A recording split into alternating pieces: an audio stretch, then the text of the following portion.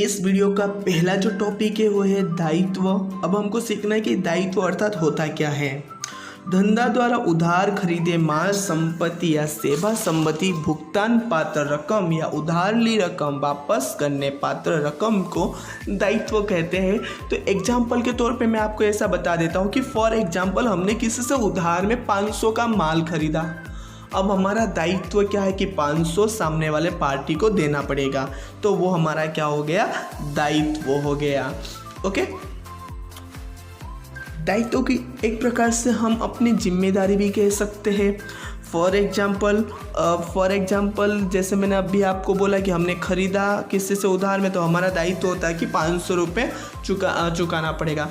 For example हमने bank से loan ली है, अब लोन की रकम तो हमें चुकाना पड़ेगा, तो लोन की रकम हमारे लिए क्या है, दायित्व है। किसी फ्रेंड के पास उधार लिए तो रकम चुकाना पड़ेगा, वो रकम हमारे लिए क्या है, दायित्व है। चलिए नेक्स्ट टॉपिक देखते हैं। नेक्स्ट जो टॉपिक है वो है संपत्ति, या संपत्ति को इंग्लिश में असेट्स बोलते हैं। चलिए डेफिनेशन पढ़ते हैं कि ऐसी कोई भी दृश्य या अदृश्य वस्तु जो धंधा की मालिकी की हो और उसका आर्थिक मूल्य हो, उससे संपत्ति कहते हैं। ओके, नीचे मैंने एग्जाम्पल के तौर पर लिखा हुआ है कि जैसे ज़मीन हो वो हमारे दृश्य संपत्ति है, मकान है दृश्य संपत्ति है, फर्नीचर है दृश्य संपत्ति है, ख्याति और कॉपीराइट है अदृश्य संपत्ति। मतलब धंधा की कोई भी वस्तु हो तो उसे हम क्या कह लेंगे, संपत्ति कह लेंगे। ओके, रोकड़ हो, बैंक बैलेंस हो, ये भी हमारा क्या है, धंधा की संपत्ति है। यहाँ पे एग्जांपल में दो चीज़ मैंने लिखा है, ख्याति और कॉपीराइट। इस दो चीज़ इस बारे में शायद आप नहीं जानते हो। चलिए जब हम आगे पढ़ेंगे मैं ख्याति और कॉपीराइट के बारे में भी आपको बताऊँगा।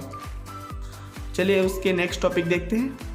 नेक्स्ट जो टॉपिक है हमारा वो संपत्ति के प्रकार के बारे में। अभी हमने संपत्ति के डेफिनेशन पढ़े, अब संपत्ति के प्रकार जानना है। तो सबसे पहला मैं आपको बता रहा हूँ स्थिर संपत्ति या बिन चालू संपत्ति जिसे हम कहते हैं, मतलब फिक्स असेट। मतलब उसमें डेफिनेशन में क्या लिखा हमें, ऐसी संपत्तियाँ जो 1 वर्ष से अधिक समयावधि के लिए हो, मतलब जिसका यूज हम 1 साल से अधिक ईयर के लिए कर सकते हो, ऐसे संपत्ति को हम कैसे कहते हैं, स्थिर संपत्ति कहते हैं। जैसे जमीन हुआ, मकान हुआ, फर्नीचर हुआ, यंत्र हुआ, ये सब कैसा है, स्थिर संपत्ति, मतलब इसमें किसी प्रकार का परिवर्तन नहीं होता है। ओके, चलिए नेक्स्ट देखते हैं क्या है, अस्थिर संपत्ति या जिसको हम चालू संपत्ति कहते हैं। अभी हमने स्थिर संपत्ति पढ़े, ये अस्थिर संपत्ति ऐसी संपत्तियाँ जो 1 वर्ष से कम समयावधि के लिए हो, मतलब उसमें 1 साल के अंदर परिवर्तन दिखाई देते हो। जैसे रोकड़, आज फॉर एग्जांपल रोकड़ हमारे पास 10,000 है, कल 12,000 हो गया, उसमें परिवर्तन तो दिखाई देता है। फिर बैंक सेस जो होता है, बैंक बैलेंस होता है, उसमें भी परिवर्तन होता है। देनदार लेनदार, ये 2 वर्ड भी आपके लिए न्यू है। नेक्स्ट जो हम पढ़ने वाले उसमें मैं देनदार और लेनदार आपको समझाने वाला हूँ। उसके बाद स्टॉक, तो स्टॉक में भी परिवर्तन हो जाए। फॉर एग्जांपल आज हम हमारी मोबाइल बनाने वाली कंपनी, आज हमने 10,000 मोबाइल का प्रोडक्शन की है और कल हमने 4,000 प्रोडक्शन बेच लिए, तो हमारे पास कितना बचा, 6,000। तो इसमें क्या होता है, स्टॉक में परिवर्तन दिखाई देता है। तो ये जिसमें परिवर्तन दिखाई दिए ऐसी संपत्ति को हम कैसी संपत्ति कहते हैं, अस्थिर संपत्ति कहते हैं। चलिए नेक्स्ट देख लेते हैं। नेक्स्ट जो टॉपिक है वो है स्थिर संपत्ति के प्रकार हमको पढ़ने हैं। स्थिर संपत्ति के प्रकार में पहला जो है दृश्य संपत्ति है। दृश्य संपत्ति का मैंने डेफिनेशन लिखा हो कि ऐसी संपत्तियाँ जो भौतिक अस्तित्व रखती है, मतलब कुछ उसका प्रकार हो। वो दृश्य संपत्ति को हम देख भी सकते हैं और स्पर्श भी कर सकते हैं। जैसे मैंने एग्जाम्पल के रूप में लिखा है कि ज़मीन, मकान और फर्नीचर, यंत्र हो, कंप्यूटर हो, कंपनी के जितने भी सामान हो जिसको हम छू सकते हैं, देख सकते हैं, ऐसे संपत्ति को हम क्या कहेंगे, स्थिर संपत्ति कहेंगे। स्थिर संपत्ति में कैसा होगा, दृश्य संपत्ति कहेंगे। ओके, चलिए नेक्स्ट देखते हैं। नेक्स्ट जो टॉपिक है वो अदृश्य संपत्ति। ऐसी संपत्तियाँ हैं जो भौतिक अस्तित्व न रखती हो। अदृश्य संपत्ति को देख भी नहीं सकते और स्पर्श नहीं सकते। एग्जाम्पल के रूप में मैंने कॉपीराइट और पेटेंट ख्याति लिखा है। तो सबसे पहले कॉपीराइट, आपने देखा होगा कोई बुक के अंदर सी करके ऐसे गोल सा सिंबल होता है,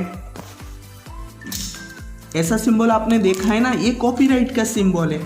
फॉर एग्जाम्पल मैंने एक बुक लिखा है, मैंने एक बुक जिसका नाम है BN अकाउंटिंग करके एक बुक है, उसको मैंने लिखा हुआ है। अब उस बुक्स को किसी को उसके कुछ पार्ट्स चाहिए, मतलब कुछ चैप्टर उसके अंदर से चाहिए, तो वो क्या कर रहा है कि मेरे बुक सेम कॉपी करके वापस एक पब्लिश कर रहा है, मतलब वापस से वो मार्केट में बेच रहा है। क्या वो बुक्स बेच रहा है तो मैं छोड़ दूंगा? नहीं।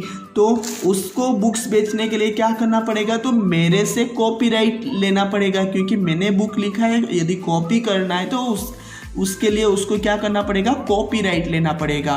ओके, कॉपीराइट लेगा तो कॉपीराइट का मीनिंग क्या होता है कि उस बुक्स को कॉपी करने के लिए वो मुझे कुछ पैसा देगा। फॉर एग्जांपल वो बुक्स को कॉपी करने के लिए उसने मुझे 1 लाख रुपए दे।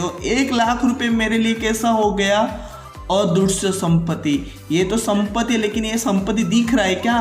मतलब जो कॉपीराइट है, कॉपीराइट कोई ऐसी वस्तु है क्या? जैसे मैं ऐसा बोल रहा हूँ कि कैलकुलेटर, तो कैलकुलेटर एक वस्तु है, देख सकता हूँ, स्पर्श कर सकता हूँ, लेकिन कॉपीराइट कोई संपत्ति नहीं है। ओके, तो ये कैसा संपत्ति है? अदृश्य संपत्ति है। और दूसरा मैंने एग्जांपल दिया था पेटेंट। पेटेंट होता क्या है? पेटेंट जैसे डिजाइन आपने बहुत सारा देखा है डिजाइन। ओके, तो डिजाइन आपने बहुत सारे देखा होगा, तो डिजाइन एक दूसरे की कॉपी भी नहीं कर सकते। यदि कॉपी करना है, सेम डिजाइन मुझे बनाना है, तो उसको मुझे क्या देना पड़ेगा, पैटर्न देना पड़ेगा, कि उसकी पैटर्न हम चुरा रहे हैं। ओनली डिजाइन के लिए नहीं, ये पैटर्न के लिए होता है। यदि हम किसी के पैटर्न चुरा रहे या पैटर्न ले रहे, तो उस पैटर्न के लिए उसको मुझे कुछ पैसे देने पड़ेंगे। ओके, यदि हमारी पैटर्न कोई ले रहा है तो हमको कोई पैसा देगा। फॉर एग्जांपल मुझे किसी ने 50,000 रुपये दिए मेरे पैटर्न कॉपी करने के लिए, तो ये 50,000 मेरे लिए कैसा हो गया, अदृश्य संपत्ति है, क्योंकि पैटर्न मुझे दिखाई नहीं देते, तो भी उसके माध्यम से मैंने 50,000 रुपये कमाए। नेक्स्ट टॉपिक है कि खरीद और बिक्री। खरीद और बिक्री के बारे में आप तो बहुत अच्छी तरीके से जानते हो, इसको मुझे एक्सप्लेन करने की ज़रूरत है ही नहीं। आपने खरीदा भी और बेचा भी कुछ, फॉर एग्जांपल कोई बिजनेस के हो तो आपने बेचा भी होगा। देन तो टॉपिक है वो लाभ और हानि। लाभ का भी मीनिंग आप जानते हो और हानि का भी मीनिंग जानते हो। यदि मूल कीमत से ज़्यादा कीमत पर हम कुछ सामान बेचते हैं तो हमको हानि होगा, और मूल कीमत से कम कीमत पर हम बेचते हैं तो हमको क्या होगा, लॉस होगा। फॉर एग्जाम्पल एक पेन है ना 10 रुपीज़ का है, मैं उसको 12 रुपीज़ में बेचता हूँ तो 2 रुपये प्रॉफिट होगा। यदि 10 रुपीज़ का पेन मैं 5 रुपीज़ में बेचता हूँ तो मुझे लॉस होगा। ओके, चलिए नेक्स्ट टॉपिक देखते हैं। हमारा जो नेक्स्ट टॉपिक है वो देनदार है और लेनदार है। तो देनदार और लेनदार, चलिए मैं बहुत अच्छी तरीके से आपको एक्सप्लेन करता हूँ कि देनदार क्या होता है और लेनदार होता क्या है। अभी मैं आपको हुंडी के बारे में सिखाने वाला हूँ, लेकिन इसमें ओनली आपको मैंने एज ए जनरल नॉलेज के लिए हुंडी बताने वाला हूँ, और हुंडी हम आगे जाके डीप में भी पढ़ने वाले हैं। चलिए, मैंने ये जो बनाए ये हमें ABC लिमिटेड, ये सामने वाला पार्टी XYZ लिमिटेड। हमने क्या किया, XYZ लिमिटेड को उधार बेचा। कितने का वस्तु बेचा कि 10,000 रुपये का गुड्स बेचा। ओके, इसको हमने कितने का गुड्स बेचा, तो 10,000 का गुड्स बेचा, मतलब 10,000 का कोई वस्तु बेचा है, लेकिन कैसा बेचा है, तो उधार बेचा है, तो अभी वो पैसा तो हमको नहीं देने वाला है। अब ये XYZ लिमिटेड बोल रहा है कि मैं ना तुझे 2 महीने बाद पैसा देने वाला हूँ। अब मुझे टेंशन हो गया, मतलब हमको ABC लिमिटेड को टेंशन हो गया कि 2 महीने के बाद यदि उसने पैसा नहीं दिया तो मेरा तो 10,000 रुपये गए। तो उस समय क्या करेगा कि ABC एक हुंडी लिखेगा, एक बिल्स बनाएगा, एक नोट लिखेगा। प्रॉमिसरी नोट भी हम कह सकते हैं या बिल्स कह सकते हैं। ओके, बिल्स या हुंडी लिखेगा।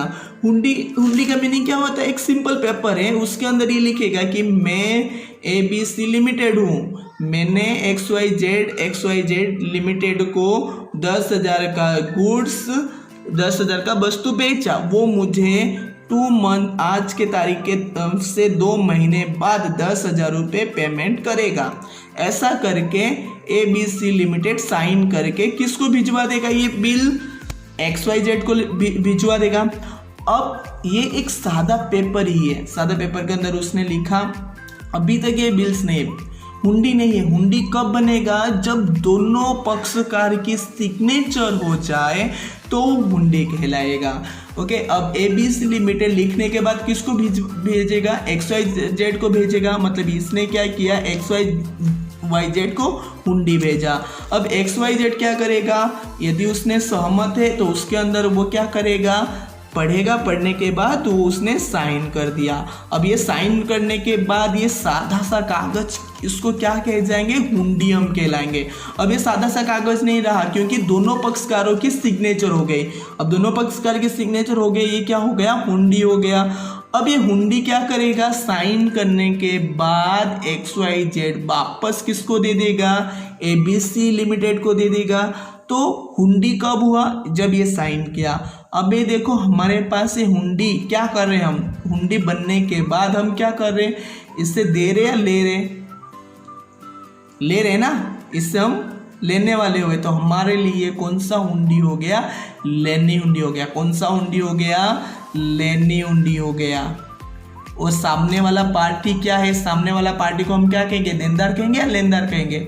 ये पैसा हमें देने वाला है ना, पैसा देने वाला है तो हमारे लिए देनदार। ओके, और हुंडी हमको दिया साइन करके, तो हमारे लिए क्या हो, हमने हुंडी क्या लिया है, इसलिए हमारे लिए लेनी हुंडी। और हमें पैसा देने वाला है तो हमारे लिए क्या हो गया, देनदार हो गया। और देनदार और लेनी हुंडी, देनदार और लेनी हुंडी दोनों क्या है, संपत्ति है। क्या है, दोनों संपत्ति। यदि 2 महीने के बाद वो पेमेंट नहीं करता है तो उसके ऊपर हम कानूनन कार्यवाही कर सकते हैं कि 2 महीने के बाद तूने बोला था पेमेंट करने के लिए लेकिन दिया नहीं। ओके, कानूनन कार्यवाही कर सकते हैं। अब फॉर एग्जाम्पल इसी क्वेश्चन में हम समझ ले कि ABC लिमिटेड और XY लिमिटेड दो है। चलिए मैं डायग्राम वापस और एक बना देता हूँ, फटाफट आपको समझ में आ जाए। फॉर एग्जाम्पल ये हम है ABC लिमिटेड और ये सामने वाला पार्टी है XYZ लिमिटेड। ओके, अब आप ये मानो कि पहले वाले में हमने उसको बेचा था, अब ये क्या करे, ये हमें बेच रहा है, मतलब हमने उसके पास से खरीदा। लेकिन कैसा खरीदा, तो उधार खरीदा। कितने का वस्तु खरीदा, तो 10,000 का वस्तु हमने खरीदा है उसके पास से। ओके, उधार खरीदा। हम उसको बोले कि मैं तुझे पैसा ना 3 मंथ के बाद पेमेंट करूंगा। लेकिन XYZ को भी टेंशन हो रहा है कि उसने 3 मंथ के बाद पेमेंट नहीं किया या 3 महीने के अंदर मुझे पैसों की जरूरत पड़ा तो मैं क्या करूंगा। उसके लिए वो क्या बना रहे हैं, एक हुंडी लिख रहा है, एक कागज में लिख रहा है कि मैं XYZ लिमिटेड, मैंने ABC लिमिटेड को 10,000 का वस्तु बेचा है और ABC लिमिटेड मुझे 3 मंथ के बाद पैसा पेमेंट करने वाला है। एक कागज के अंदर ऐसा लिख के XYZ लिमिटेड क्या करेगा, अपना सिग्नेचर करके किसको दे देगा, ABC लिमिटेड को, मतलब हमें दे देगा। हम उस हुंडी को क्या करेंगे, पढ़ेंगे कि हाँ हमको यदि सही लगा तो उसके अंदर हम क्या करेंगे, साइन करेंगे कि ABC लिमिटेड। साइन करने के बाद वो हुंडी हम क्या करेंगे, वापस उसको दे देंगे। तो हमने हुंडी, दोनों पक्षकार के साइन होने के बाद हुंडी होता है। अब दोनों पक्षकार की साइन हो गए, अब हमने क्या किया, हुंडी उसको क्या करेंगे, रिटर्न करेंगे। तो हमारे लिए कौन सा हुंडी हुआ, देनी हुंडी हुआ। लेनी हुंडी हम दे रहे हैं ना, तो हमारे लिए क्या हो जाएगा, देनी हुंडी। ओके, अब ये बताओ ये देनदार या लेनदार है। हमने उससे उधार खरीदा तो पैसा लेने वाले या देने वाले, हम उसे पैसा देने वाले या लेने वाले। सामने वाला पार्टी हमें पैसा देने वाला है, लेने वाला है, तो सामने वाला पार्टी हमसे पैसा लेने वाला है। तो हमारे लिए ये क्या है, लेनदार है। और लेनदार और हुंडी उसने हुंडी हमने साइन करके उसको दिया, इसलिए हमारे लिए क्या हुआ, देनी हुंडी। और यहाँ पे देनदार और लेनी हुंडी ये हमारे लिए क्या है, दायित्व है। दोनों के दोनों क्या है, कंपनी का दायित्व, क्योंकि हम पैसा पेमेंट करने वाले हैं। और अब भी हमने सीखा कि यदि हमने किसी से उधार बिक्री की है तो सामने वाला पार्टी हमारे लिए क्या होगा, देनदार होगा। देनदार होगा तो हम क्या करेंगे, हुंडी लिखेंगे, हुंडी साइन करेंगे, इसको देंगे, फिर ये साइन करके हमको रिटर्न करेंगे। तो हम वो हुंडी लेने वाले हुए, देने वाले हुए, तो लेने वाले है, इसलिए हमारी ये हुंडी कौन सा हुआ, लेनी हुंडी। इसलिए देनदार और लेनी हुंडी संपत्ति होता है और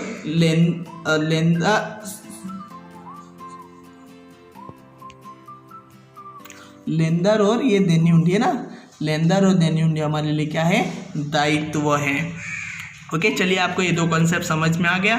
अब नेक्स्ट वीडियो में हम आगे के टॉपिक देखने वाले हैं। यदि आपको ये वीडियो पसंद आया तो लाइक कीजिए और सब्सक्राइब कीजिए और अपने फ्रेंड के साथ ये वीडियो शेयर करना मत भूलना। Thank you. अब देन नेक्स्ट जो टॉपिक हमारा वो है लेनी हुंडी और देनी हुंडी। सेम ये है ना, देनदार और लेनदार से रिलेटेड होते हैं। चलिए इसको भी हम बहुत अच्छी तरीके से समझ लेते हैं। फॉर एग्जाम्पल ये हम है, फॉर एग्जाम्पल हमारा ABC लिमिटेड कंपनी है, ये हम है और ये हमारा सामने वाला कोई पार्टी है। फॉर एग्जाम्पल हमने उसके पास से खरीदा, ओके। हम देनदार और लेनदार दोनों सीखने वाले हैं, ओके। तो हमने क्या किया, उसके पास से माल खरीदा। फॉर एग्जाम्पल 5,000 का हमने फर्नीचर खरीदा, लेकिन हमने तुरंत उसको कैश मतलब पैसा नहीं चुकाया, ओके। उधार में खरीदा। कैसा खरीदा? उधार में खरीदा। उधार में खरीदा पता है ना, ओके। बाद में उसको पैसा चुकाने वाले हो। फॉर एग्जाम्पल हमने उधार में खरीदा, तो सामने वाला पार्टी हमसे पैसा देने वाला है या लेने वाला है? राइट, पैसा लेने वाला है। यदि पैसा लेने वाला हो तो हमारे लिए क्या हो जाएगा? लेनदार हो जाएगा। लेनदार हमारे लिए हमने आगे भी पढ़ा था, क्या है? दायित्व है। दायित्व हुआ ना कि पैसा हम उसको चुकाने वाले हैं, तो सामने वाला पार्टी हमारे लिए क्या हो जाएगा?